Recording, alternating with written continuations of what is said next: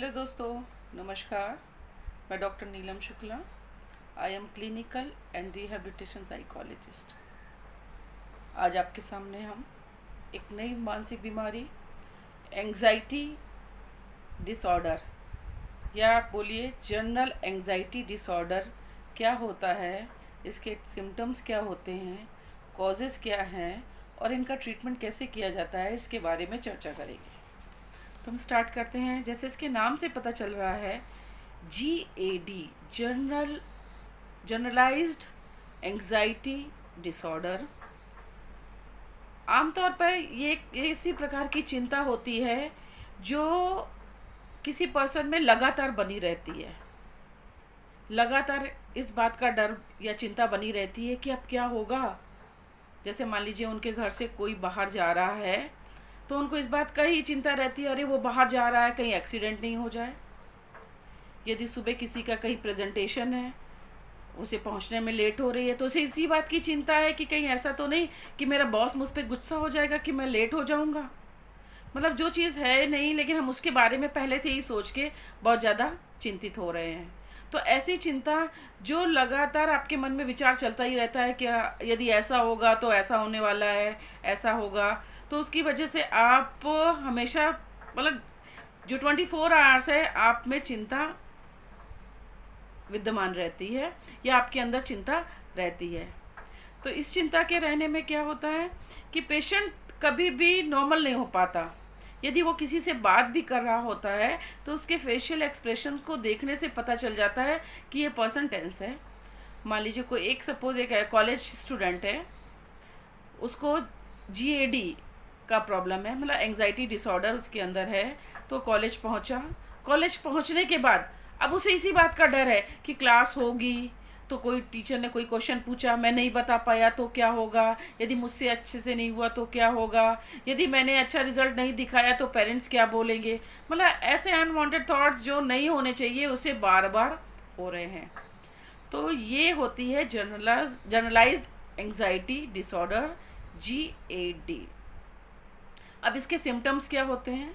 इसका सिम्टम्स, पहला जो सिम्टम्स है उसका ये होता है कि पेशेंट को ज़रूरत से ज़्यादा स्वेटिंग होती है, मतलब बहुत ज़्यादा उसे पसीना आता है।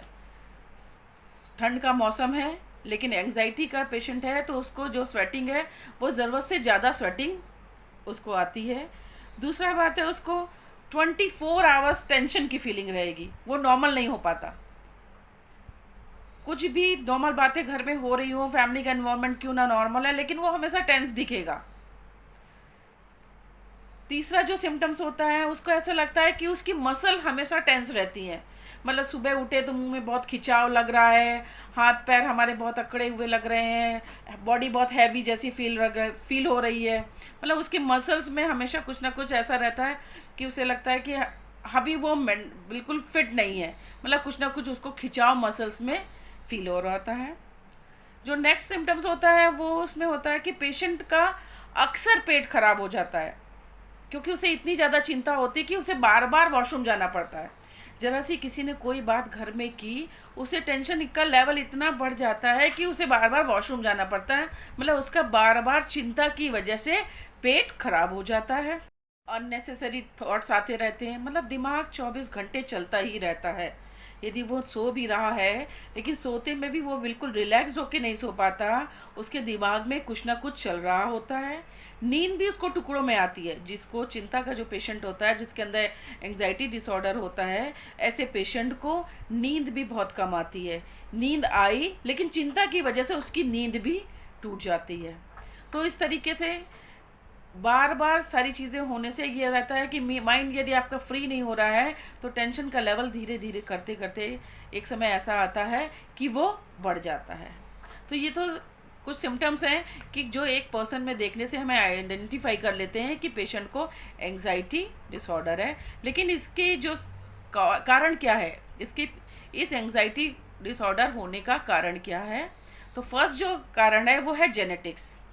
मतलब कि हमारे माता पिता में से किसी एक को यदि ये प्रॉब्लम है तो बच्चे को भी संभावना है कि ये एंग्जाइटी डिसऑर्डर हो सकता है।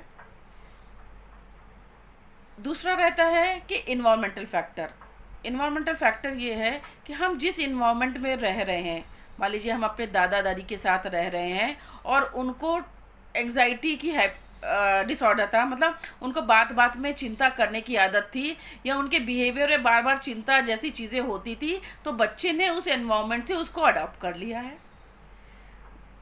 यदि माता पिता को है, चाचा चाची को है, तो आस पास में से किसी को, तो कहीं से उस बच्चे ने उन चीज़ों को अडॉप्ट कर लिया है। थर्ड जो कारण होता है वो होता है न्यूरोलॉजिकल मतलब कि ब्रेन में हमारे बहुत सारे केमिकल्स होते हैं, उन केमिकल का चेंजेस होने की वजह से एंजाइटी का सिम्टम्स डेवलप होता है। मतलब न्यूरोकेमिकल्स में डिफिशिएंसी होने के कारण, जो न्यूरोलॉजिकल डिसऑर्डर होता है, तो ब्रेन में केमिकल की डिफिशिएंसी होने के कारण ये एंजाइटी डिसऑर्डर हमें दिखाई पड़ता है। अब इसका ट्रीटमेंट कैसे होता है? ठीक है, इसका ट्रीटमेंट के लिए तो फर्स्टली ये होते हैं मेडिसिन, बहुत इम्पॉर्टेंट है। मेडिसिन लेने से ये बीमारी ठीक हो जाती है, लेकिन मेडिसिन के साथ साथ साइकोलॉजिकल काउंसलिंग और साइकोथेरेपी भी बहुत इम्पॉर्टेंट है पेशेंट के लिए। साइकोथेरेपी में स्पेशली पेशेंट में जो अनवांटेड थॉट्स आ रहे हैं उनको ब्रेक किया जाता है, उसके लिए हम कॉग्निटिव बिहेवियर थेरेपी का इस्तेमाल करते हैं।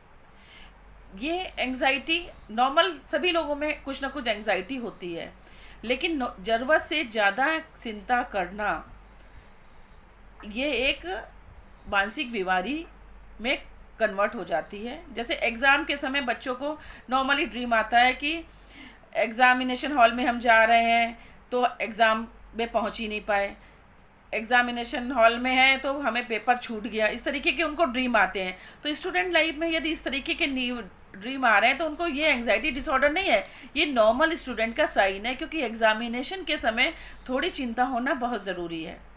लेकिन जो लक्षण हमने आपको बताए, कॉजेज़ बताए, ये यदि पेशेंट में है, जो सिम्टम्स पेशेंट में दिख रहे हैं, ज़बरदस्ती जो चीज़ें नहीं हैं उनके लिए सोचना, तो ये एक चिंता का विषय होता है, जिसको हम बोलते हैं कि पेशेंट को एंजाइटी डिसऑर्डर है। समय रहते यदि इसका इलाज कर लिया जाए तो ये पूर्णतः ख़त्म हो जाता है। इसके लिए हमें साइकेट्रिस्ट और साइकोलॉजिस्ट दोनों की ही मदद की ज़रूरत होती है। बिना इनकी मदद के इस बीमारी से हमें निजात नहीं मिल पाती है।